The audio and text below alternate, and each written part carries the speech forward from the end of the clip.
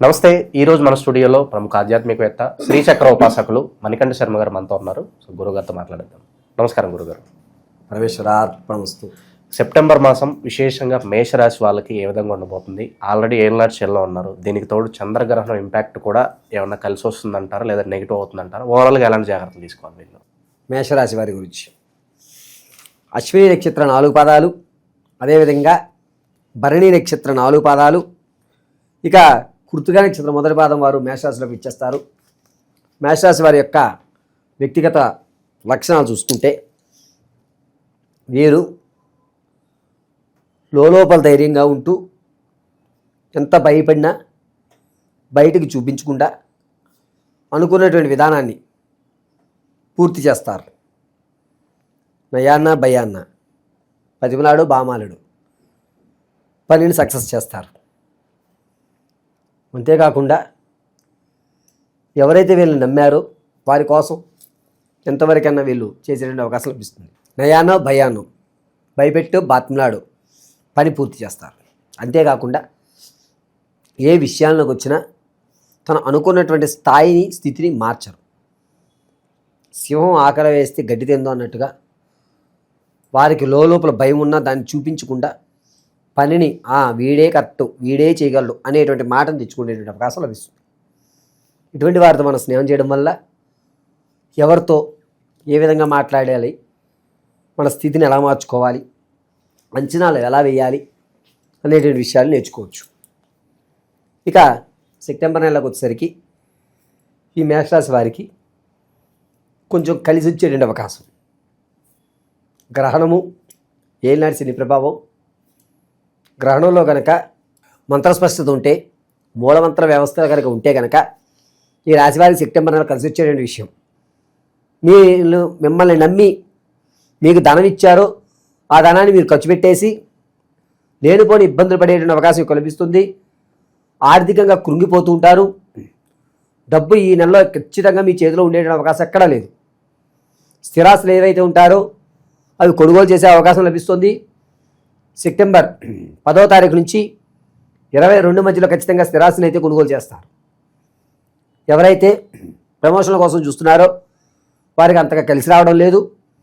ప్రమోషన్ల విషయంలో ఆలోచించొద్దు. నిరుద్యోగులకు కూడా కలిసి వచ్చేటువంటి అవకాశం లేదు. ఈ నెలలో ఉద్యోగం వస్తుందనే మాట కల్లా జరగదు.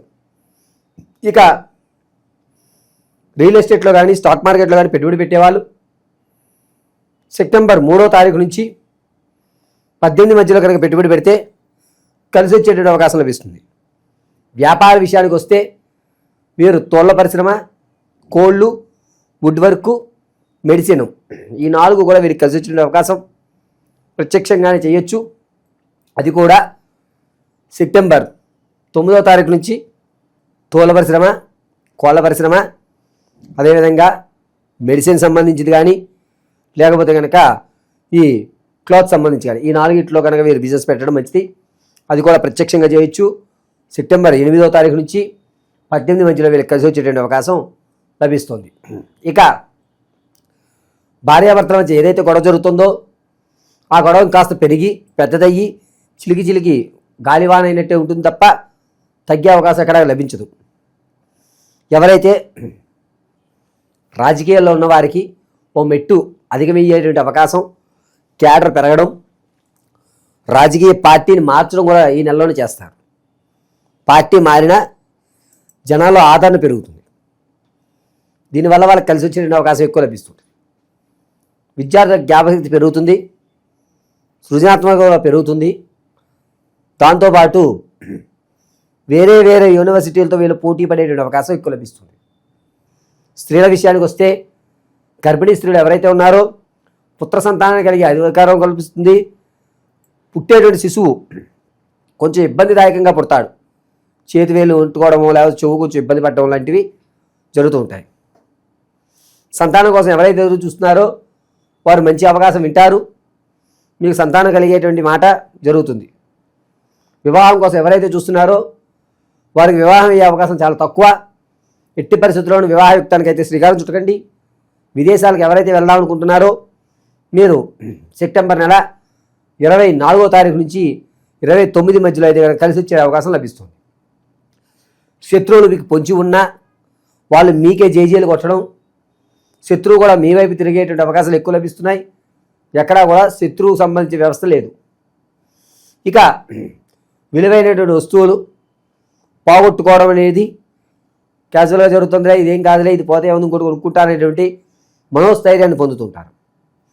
ఆరోగ్య విషయంలో లంగ్స్కి సంబంధించి కానీ కిడ్నీ వ్యవస్థకు సంబంధించి కానీ ఇబ్బంది పడతారు. అది కూడా సెప్టెంబర్ 19వ తారీఖు నుంచి ప్రారంభం చేసుకుని 27వ తారీఖు మధ్యలో ఈ సమస్య మీకు తలెత్తుతూ ఉంటుంది. ఎవరైతే ఇంతకుముందు మిమ్మల్ని అగౌరవపరిచారో వారు మిమ్మల్ని పొగడడం, నువ్వే శరణు, నువ్వు లేకపోతే నాకు ఈ సమస్య పరిష్కారం కాదనే మాట ఈ నెలలో ఖచ్చితంగా మేష రాశి వారు వింటారు.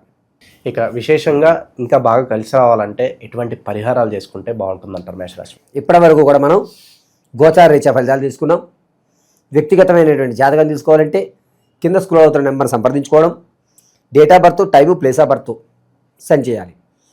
గురువారు మాకు తెలియదండి అంటే కనుక మీ సెల్ఫీ ఫోటో, దాంతోపాటుగా మేము అడిగేటువంటి 3 ప్రశ్నలకి సమాధానాలు చెప్పడం వల్ల ప్రశ్నా భాగంలోకి వెళ్ళి దాన్ని పరిశీలించి వివాహమా, ఉద్యోగమా, విదేశాలకు వెళ్ళేటువంటి ఇబ్బందులా, లేకపోతే అక్కడ ఆల్రెడీ ఇబ్బందులు పడుతూ ఉన్నారా, మీ సమస్య ఏమిటి, స్థిరాస్తులు కొనుగోలు చేయగలుగుతారా, ప్రేమ వివాహమా, పెద్దవాళ్ళు నిర్ణయించేటువంటి వివాహమా, ఒకవేళ ప్రేమికుల మధ్య దూరం అయితే వాళ్ళు మళ్ళీ కలుస్తారా, ఇటువంటి విషయాలన్నీ కూడా కూలంకషంగా మీకు తెలియజేయడం కింద స్క్రోల్ అవుతున్న నెంబర్ సంప్రదించడం వల్ల జరుగుతుంది. గోచార రీత్యా ఈ ఫలితాలకి ప్రత్యామ్నాయంగా మనం ఏం చెప్పుకోవాలంటే ప్రతినిత్యము కూడా శివుని యొక్క ప్రతిమ ముందు నువ్వుల నూనెతో దీపారాధన చేసి ఓం భం రుద్రాయ నమః అనేటువంటి మంత్రం చెప్పుకోవడం, ఉదయము సాయంత్రం వేళ శివాలయ దర్శనం గావించుకోవడం చాలా మంచిది. ఇలా ఈశ్వరారాధన వీలున్నంతసేపు చేస్తూ ఉండడం వల్ల మీ సమస్య నుంచి గట్టెక్కేటువంటి అవకాశం లభిస్తుంది. ఓవరాల్గా మేషరాశి వారి పరిస్థితి ఈ మాసం ఏ విధంగా ఉండబోతుందో చాలా బాగా వివరించారు. ధన్యవాదాలు గురుగారు. పరమేశ్వరార్పణమస్తు.